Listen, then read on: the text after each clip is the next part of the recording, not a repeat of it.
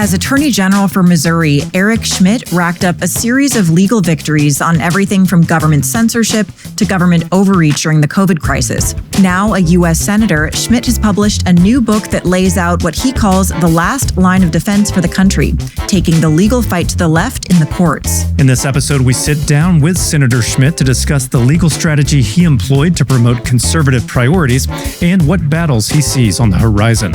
I'm Daily Wire Executive Editor John Bickley with Georgia Howe. This is a weekend edition of Morning Wire. This episode is brought to you by PrizePicks. You and I make decisions every day, but on PrizePicks, being right can get you paid. Don't miss any of the excitement this season on PrizePicks, where it's good to be right. Typically, I use PrizePicks for combat sports, but with football season arriving, you can bet I'll be cashing in on the action. PrizePicks is the ultimate way to turn your football knowledge into cash this season. With millions of users already on board, the safe and reliable skills-based daily fantasy platform lets you build your lineup in under 60 seconds by selecting more or less on 2 to 6 player projections. Whether you're confident about which players will exceed expectations or which ones might fall short, PrizePicks gives you the opportunity to cash in on your sports expertise. Available in over 40 states, including California, Texas, and Georgia, it's never been easier to enjoy daily fantasy action while watching your favorite games unfold. Download the app today and use code MorningWire to get $50 in lineups after you play your first $5 lineup. That's code MorningWire to get $50 in lineups after you play your first $5 lineup. PrizePicks. It's good to be right.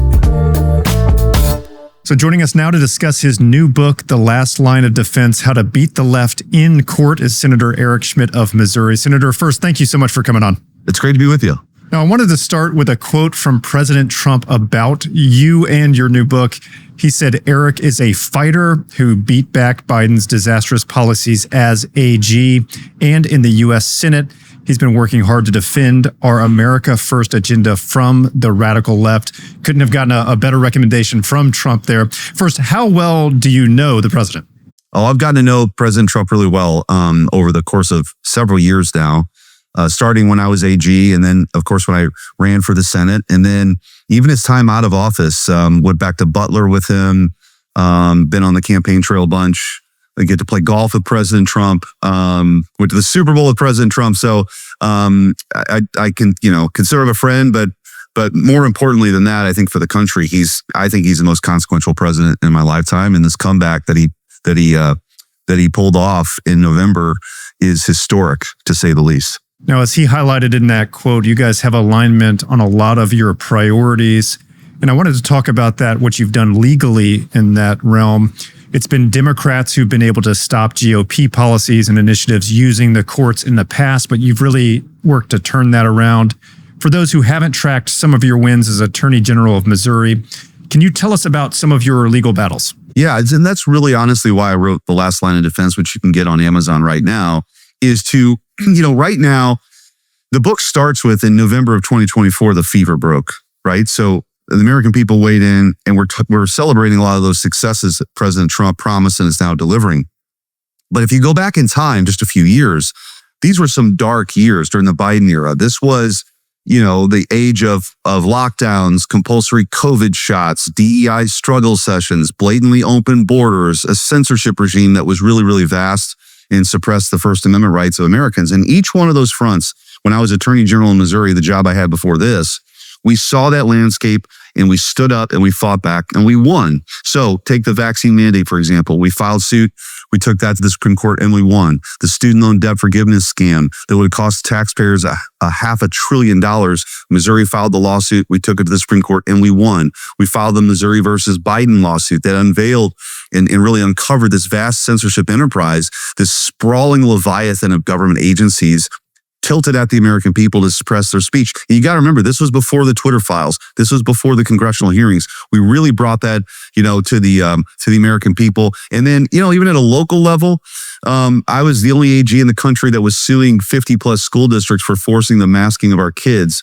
And we were able to beat that back too. So I think the lessons there, that's the playbook. You got to stand up and you got to fight, which is why I wrote the book. Yeah, almost as a disclosure statement here, but Daily Wire was part of some of these fights. The vaccine mandate also legally fought that. We're in the center of a lot of these censorship efforts that, again, there's alignment between us and you as in your work as an AG.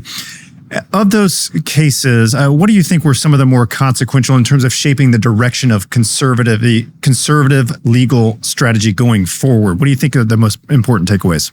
Well, when I was in college in the late 90s, I was conservative, but I was always a little envious of liberals in that they were viewed as sort of the protectors of free speech. And they have totally lost the plot on that now. That is not what they're interested in. They're about power and control. And I think conservatives, beginning, with the Missouri versus Biden lawsuit, I think we've seen this renaissance of free speech now. I'm really proud of that work, because when we filed that in May of 2022, it was labeled a conspiracy theory. There's no evidence. This is just you're trying to get publicity.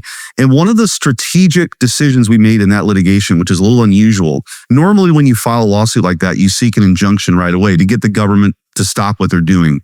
But we knew it was high profile. We knew we were, the tip of the iceberg was Jen Psaki at the podium talking about flagging things for Facebook, or this disinformation governance board they had floated, which is crazy. So we needed more. So we sought discovery first, and the judge granted it. So that to me was sort of this eye-opening moment. We saw the reams of emails and text messages, a secret portal that they had with social media companies to censor speech. They started on day 3 of the Biden administration.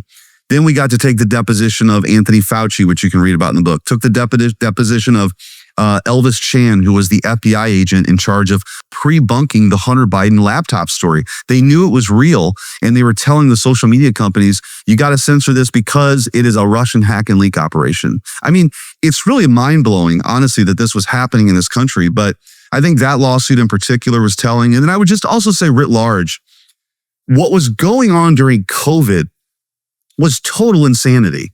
I mean, people who never should have had that kind of power had it and were exercising it in ways that you couldn't imagine. And I say in the book, power doesn't necessarily corrupt, but it does reveal.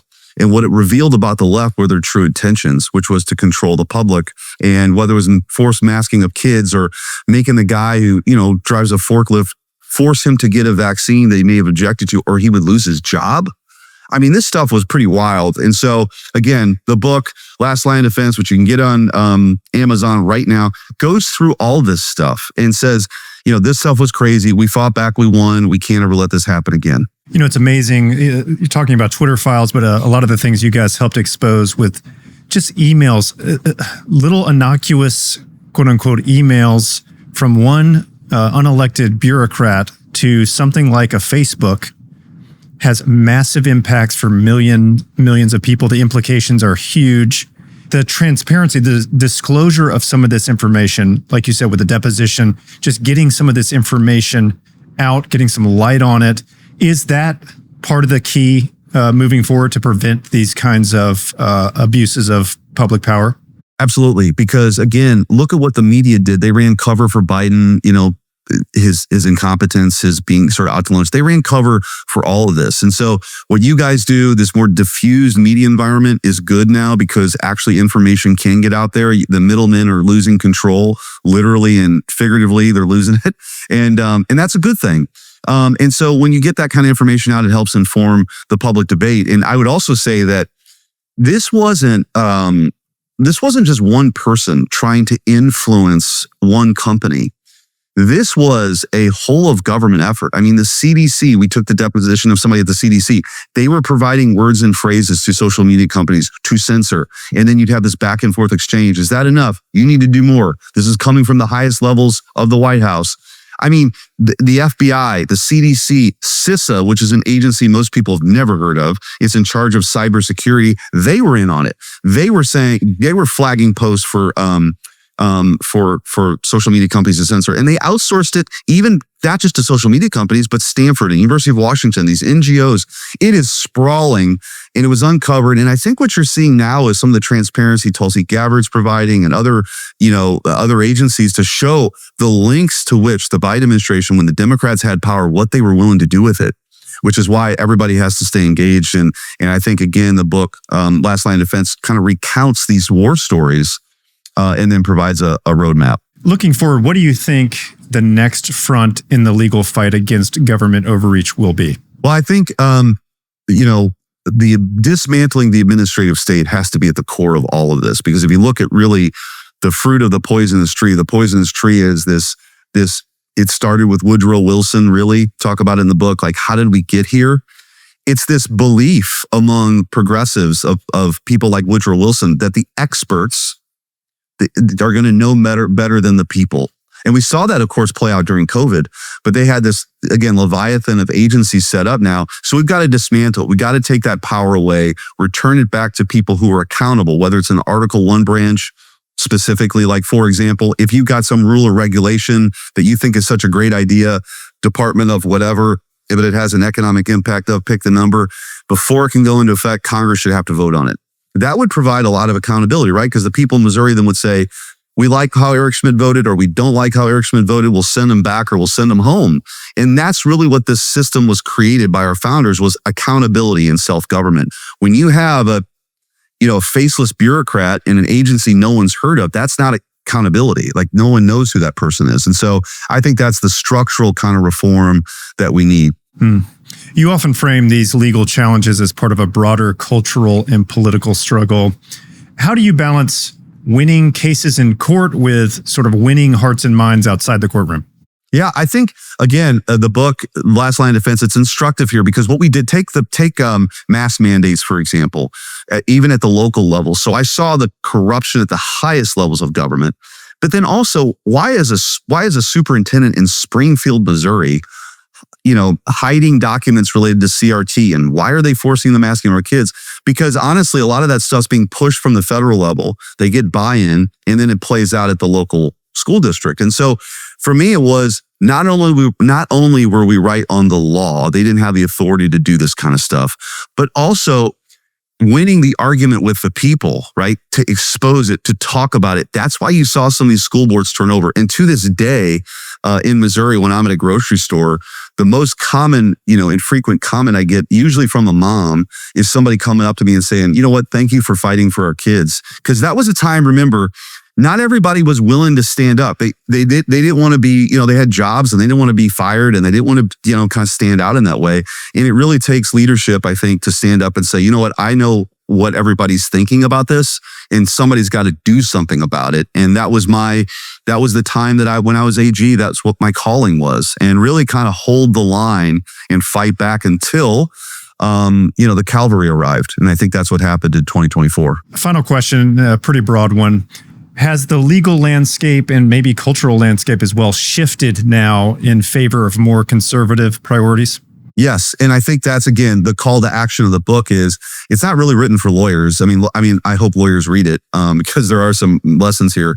But really, for your audience, for other people who are very interested in these sorts of things, that this is a front that we have to fight in. And I do think the terrain is good for us in the sense that we have a relatively conservative Supreme Court now that views, and what I mean by that is, not from like a political point of view, but basically making decisions on what the law says or what the Constitution says, not what they want it to be. Not this living Constitution nonsense that a lot of professors when I was in law school were still talking about, but actually an originalist view, a textualist view of what the statute or Constitution actually says.